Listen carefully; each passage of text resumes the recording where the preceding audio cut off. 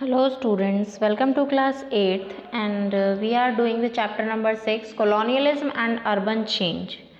In the previous videos we have studied about the Delhi making यानी making of new Delhi, किस तरीके से new Delhi जो है वो बना, यानी वहाँ पर सारी जो एक्टिविटीज़ हैं वो सेंटर पॉइंट या इम्पोर्टेंट क्यों मानी गई, तो उसके बारे में आज हम पढ़ रहे हैं। देखिए, most of this indigenous artisans, जितने भी आर्टिशंस थे और क्राफ्ट्समैन थे who could not compete with the British manufactured goods to turn to agriculture, जितने भी ब्रिटिश मैन्युफैक्चर्ड गुड्स से ये सब क्या नहीं कर पाए, ये सब उससे जितने भी आर्टिशंस थे, क्राफ्ट्समैन थे, ये ब्रिटिश मैन्युफैक्चर्ड गुड्स से कंपटीशन नहीं कर पाए और वापस से एग्रीकल्चर की तरफ चले गए। हैंस द एग्रीरियन सेक्टर, और अब एग्रीरियन सेक्टर भी उनके ऊपर ओवरबर्डन्ड हो गया क्योंकि बहुत ज़्यादा वो पुअर हो गए थे और अनएम्प्लॉयड हो गए थे। Tariff on Indian merchants were raised substantially while more and more tracts of Indian farmlands were seized and administered by the British officials for production of goods. Tariff और इंडियन मर्चेंट्स, जितने भी tariffs हैं Indian merchants पर जो भी लगाए गए थे, यानी जो एक्साइज ड्यूटी और जो टैक्सेस लगाए गए थे वो सभी अचानक से इंक्रीज़ कर दिए गए। While more and more tracts of Indian farmlands, और ज़्यादा से ज़्यादा इंडियन फार्मलैंड्स जो है उन्हें सीज कर दिया गया और अपने अंडर कंट्रोल में ब्रिटिशर्स ने उसे ले लिया। These goods included essential food products, ये गुड्स जो हैं उसके अंदर इसेंशियल फूड प्रोडक्ट्स होते थे, which were at that time exported to Britain, और वो उस टाइम में एक्सपोर्ट किए जाते थे ब्रिटेन में। These goods included essential food products, essential food products जो कि ब्रिटेन में एक्सपोर्ट किए जाते थे, यानी यहाँ पर प्रोड्यूस किए जाते थे और एक्सपोर्ट किए जाते थे, और उस एक्सपोर्ट पर कोई भी टैक्स या कोई भी एक्साइज ड्यूटी नहीं होती थी। People migrated out of declining Indian towns in search of work, people जो है वो माइग्रेटेड आउट, बाहर जाने लगे, डिक्लाइनिंग इंडियन टाउन्स यानी कि इंडियन टाउन्स को छोड़कर काम की तलाश में। जो भी अर्बन फैसिलिटीज़ थी सच एज वाटर सप्लाई, जैसे कि water supply, drainage, roads, markets, industries, education, entertainment opportunities within their towns withered away, जहाँ जो उनके टाउन्स में नहीं होती थी। ये जो प्रोसेस था डिक्लाइनेशन का, अर्बन फैसिलिटेशन का, यानी जो भी फैसिलिटीज़ उन्हें दी जाती थी, accompanied by large scale migration of people in deurbanisation, जो भी the process of decline in urban facilitation, जो भी डिक्लाइन का अर्बन फैसिलिटेशन था, accompanied by the large scale migration जो भी किया जाता था, डी अर्बनाइजेशन उसे हम कहते थे। And the main Indian towns affected in early 19th century, और जो इंडियन टाउन्स थे, मेन जो इंडियन टाउन्स थे अर्ली 19th सेंचुरी में, were Murshidabad and Dhaka. To name, Murshidabad और ढाका ये मेन इंडियन टाउन्स थे जहाँ पर काफ़ी अच्छे से जो डी अर्बनाइजेशन था वो हो चुका था। Which were noted for the textile industry, यानी कि ढाका एंड मुर्शिदाबाद, ढाका और मुर्शिदाबाद जो था यहाँ पर टेक्सटाइल इंडस्ट्री काफ़ी अच्छे से इस्टेब्लिश हो चुकी थी। Deurbanisation seem to be awkward particularly in heartland of northern India, deurbanisation particularly जो दिखाई देता था हार्टलैंड, यानी डी अर्बनाइजेशन सबसे ज़्यादा जो हुआ वो नदर्न इंडिया में हुआ, यानी बिल्कुल नदर्न इंडिया का जो हार्टलैंड था यानी दिल्ली, वहाँ पर डी अर्बनाइजेशन यानी शहरीकरण बिल्कुल ख़त्म हो गया। The acquisition and expansion of Indian territorial possessions by East India Company meant its increasing involvement in collection of taxes, particularly land revenue। और सबसे ज़्यादा जो ईस्ट इंडिया कंपनी सबसे ज़्यादा जो इंक्रीज़ कर रही थी और उसमें इन्वॉल्वमेंट था, सबसे ज़्यादा जो लोगों पर बर्डन आ रहा था वो आ रहा था जब वो कलेक्शन ऑफ टैक्स कर रही थी, specially land revenue. Implementation of the policy land resource की पॉलिसीज़ में कुछ इम्प्लीमेंटेशन भी किए गए जिसकी उनकी एजेंसीज़ के through had a profound effect on the farmers and landlords. Profound effect जो था फार्मर्स पर, लैंडलॉर्ड्स पर, as a result of their policies, उनकी पॉलिसीज़ के according Indian farmers suffered tremendous difficulties. Indian farmers जो हैं उन्हें बहुत सारी डिफ़िकल्टीज़ फेस करनी पड़ी। एक तो उनके लिए जितने भी प्रोडक्ट्स थे वो सभी जो भी रॉ मटेरियल थे उनको भी छीन लिया गया था उनसे, और यहाँ पर जितने भी रॉ मटेरियल था उसे बहुत ही महंगा दिया गया था। और उसके बाद उन पर एक्साइज ड्यूटी भी बढ़ा दी गई थी और एक्सपोर्ट पर उन्हें कुछ भी नहीं मिलता था। तो यानी इंडियन फार्मर्स जो थे वो बहुत ज़्यादा ट्रबल फेस कर रहे थे और इसीलिए वो बाहर काम ढूंढने जा रहे थे। इंडियन इकोनॉमी जो है वो पूरे तरीके से एग्रीकल्चर बेस हो गई।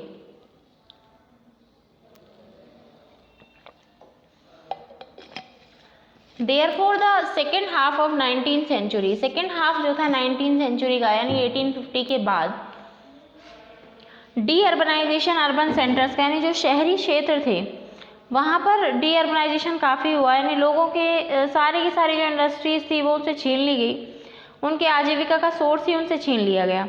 The growth of new centres की जो ग्रोथ थी वो मेनली ग्रोथ की गई थी कैलकाटा, बॉम्बे एंड मद्रास में। सबसे ज़्यादा जो ग्रोथ थी इस समय वो कैलकाटा, बॉम्बे और मद्रास में ही की जा रही थी। अब हम बात करते हैं कॉलोनियल, ये मेन इंपॉर्टेंट पॉइंट एक बार ये लर्न कर लीजिएगा। आपकी मेन जो ग्रोथ हो रही थी वो या ट्रेडिंग सेंटर्स जो थे मेनली वो क्या थे, कलकत्ता, बॉम्बे एंड मद्रास। अब कॉलोनियल रूल के टाइम में कौन कौन से जो चेंजेस हैं हमारे पास वो आए, वी कैन सी दैट। देखिए ग्रोथ ऑफ टाउन, सबसे पहले कॉलोनियल रूल में क्या क्या चेंजेस आए वो देखते हैं।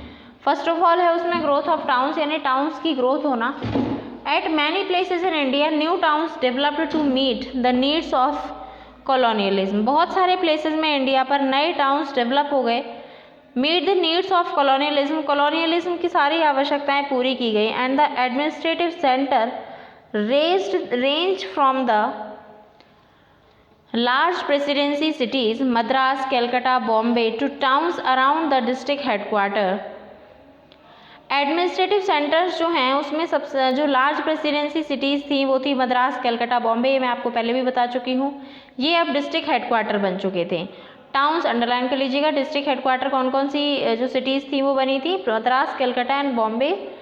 टाउन्स ग्रो अराउंड रेजिडेंसीज, टाउन्स जो हैं वो रेजिडेंसी बन चुके थे, यानी कि ब्रिटिश लोगों की रेजिडेंस वहाँ पर बना दिए गए थे।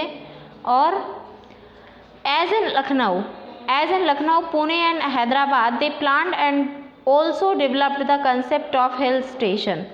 उन्होंने वहाँ पर डेवलपमेंट प्लान्स जो थे वो भी अप्लाई किए, जैसे हिल स्टेशंस का कंसेप्ट, अनादर कॉलोनियल अर्बन फॉर्म, और दूसरे कॉलोनियल अर्बन फॉर्म्स जो हैं इनको भी अप्लाई किया गया। Cities like Shimla and Darjeeling जैसी सिटीज़ को एस्टैब्लिश किया गया।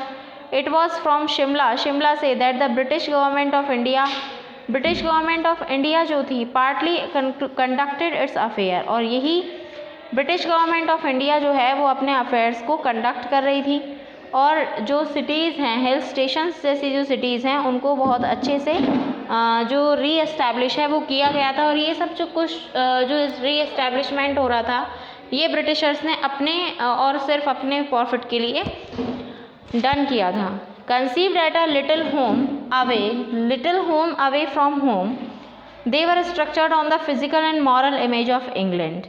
उन्होंने जो इंग्लैंड की मॉरल इमेज और फिजिकल इमेज काफ़ी अच्छी बनाने के लिए उन्होंने मॉल और central Avenue was built was stroller, Anglican churches were constructed. England में उन्होंने बहुत सारे चर्चेज बनवाए, एवेन्यू और मार्केट्स जो हैं उसमें बहुत सारे मॉल्स बनवाए, यानी कि जो मार्केट वैल्यू इंग्लैंड की बढ़ाने के लिए बहुत सारे डेवलपमेंट करवाए। और यहाँ पर जितने भी डेवलपमेंट इन लोगों ने करवाए वो सभी डेवलपमेंट मेनली डिपेंड थे, सारे के सारे जो डेवलपमेंट थे वो मेनली इंडियन जो कैपिटल था उसी पर डिपेंड थे।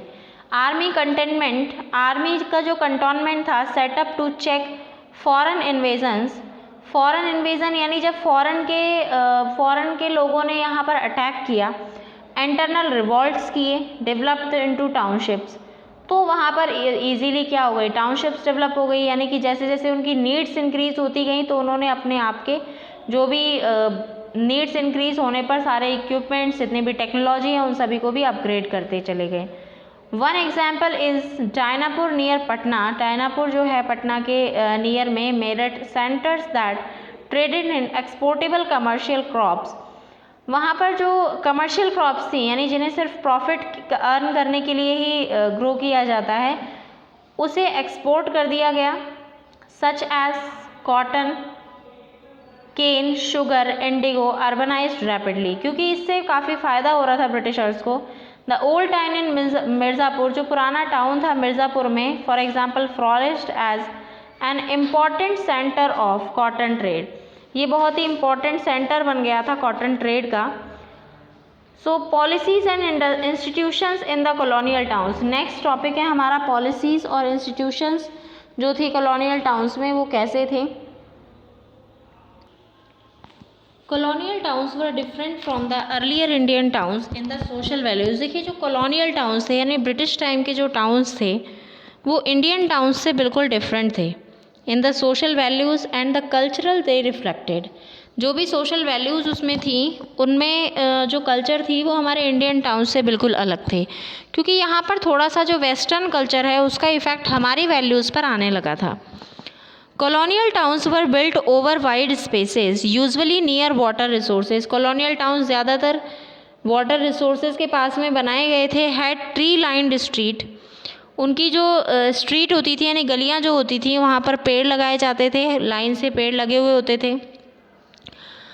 थॉरोफेयर्स, मार्केट, मेले वगैरह लगाए जाते थे, मार्केट थे, चर्च एंड अ सिमेट्री, और एक मतलब बहुत ही अच्छे से सिमेट्री के अंदर यानी कि बहुत ही एक कह सकते हैं सिविलाइज्ड तरीके से उन्हें सेटअप किया गया था।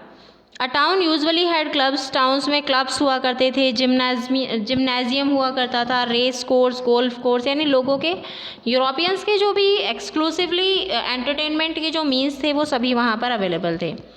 Only very influential and wealthy Indians were allowed limited access, वहाँ पर सिर्फ कुछ अच्छे प्रभावशाली और जो वेल्दी इंडियंस होते थे उन्हें ही वहाँ पर, वो भी लिमिट में, काफ़ी लिमिट में अलाउ होता था वहाँ पर ज्वाइन करने के लिए। Otherwise a board at the entrance open warn किया जाता था बोर्ड के द्वारा, एंट्रेंस पे ही एक बोर्ड लगा हुआ होता था, Indians dogs not allowed, Indians और डॉग्स को अलाउ नहीं है, यानी कि यहाँ पर इंडियंस की जो वैल्यू है वो डॉग्स की तरह कंसीडर की गई थी।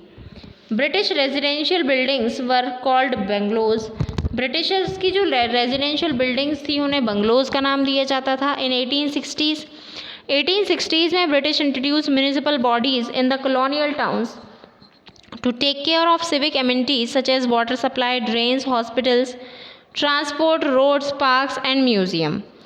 जो भी ड्रेन्स है, वाटर सप्लाई है, ये सारी की सारी जो फैसिलिटीज़ थी वो सभी फैसिलिटीज़ प्रोवाइड करवाई गई थी इंडियन टाउन्स में। प्रेसिडेंसी सिटीज़ जैसे Madras, Calcutta, Bombay had its own corporation, उनके खुद के कॉरपोरेशन से यहाँ पर भी ये सारी की सारी फैसिलिटीज़ अवेलेबल करवा दी गई। ड्यूरिंग 18th सेंचुरी के दौरान इंडियन टाउन्स जो थे वो कॉम्पैक्ट एरियाज़ में बना दिए गए। वहाँ पर administrative typically meld with administrative agency, वहाँ पर एडमिनिस्ट्रेटिव एजेंसीज जो थी बहुत मुश्किल से होती थी। मॉल्स को was refer to the walled city, official record में ये जो एरिया था विद इन द मॉल्स के साथ उसे वॉल्ड सिटी के नाम से जाना जाता था। यहाँ पर इन वॉल्ड सिटीज़ को थानाज में और वार्ड्स में डिवाइड किया गया था, which were further divided into mohallas, और बाद में इन्हें मोहल्लास और नेबरहुड्स में डिवाइड कर दिया गया। लॉर्ड कॉर्नवालिस ने डिसकंटिन्यू कर दिया लोकल गवर्नमेंट को, सिस्टम ऑफ नेशनल रूलर्स, क्योंकि जितने भी नेशनल रूलर्स यानी राजा महाराजा जो थे उन सभी के शासन को ख़त्म कर दिया गया और वहाँ पर सिर्फ ईस्ट इंडिया कंपनी यानी ब्रिटिशर्स का रूल आ गया। Made the district collector at the main agent of local administration, local administration का सबसे मेन एजेंट जो बनाया गया वो बनाया गया district collector. He divested the collector of all judicial and magisterial power, इसको सारी की सारी जो जजिशियल पावर और मजिस्ट्रेटियल पावर जो थी वो दे दी गई। He was made the chairman, और इसे म्यूनिसिपैलिटी का चेयरमैन भी बना दिया गया। सो द प्राइमरी फंक्शन, तो यानी कि यहाँ पर जो ब्रिटिशर्स हैं वो अपने ही लिए पॉलिटिकल जो इंस्टीट्यूशंस हैं वो बनाए जा रहे थे। Primary functions of the district collector के प्राइमरी फंक्शंस, जिसे हेड बनाया गया था हमारे जो रूलर्स थे उनको हटा करके, collect revenues, administer justice, there was a police, उसका काम था शांति बनाए रखना डिस्ट्रिक्ट के अंदर, रेवेन्यू कलेक्ट करना, एडमिनिस्टर जस्टिस का ध्यान रखना कि कहीं पर भी इनजस्टिस तो नहीं हो रहा है। There was a police official called the superintendent of police to assist him, और उसे असिस्टेंट करने के लिए उसका एक असिस्टेंट होता था, उसे असिस्ट करने के लिए एसपी यानी सुपरिटेंडेंट ऑफ पुलिस को रखा गया। यानी कि सुपरिटेंडेंट ऑफ पुलिस यानी कि एसपी जो था वो डिस्ट्रिक्ट कलेक्टर को असिस्ट करता था, या उसका हम ये भी कह सकते हैं उसका एक एज अ हेल्पर था। तो ये हो गया हमारा आज का टॉपिक है। Next topic we will study about next topic in next video. So thank you, have a nice day.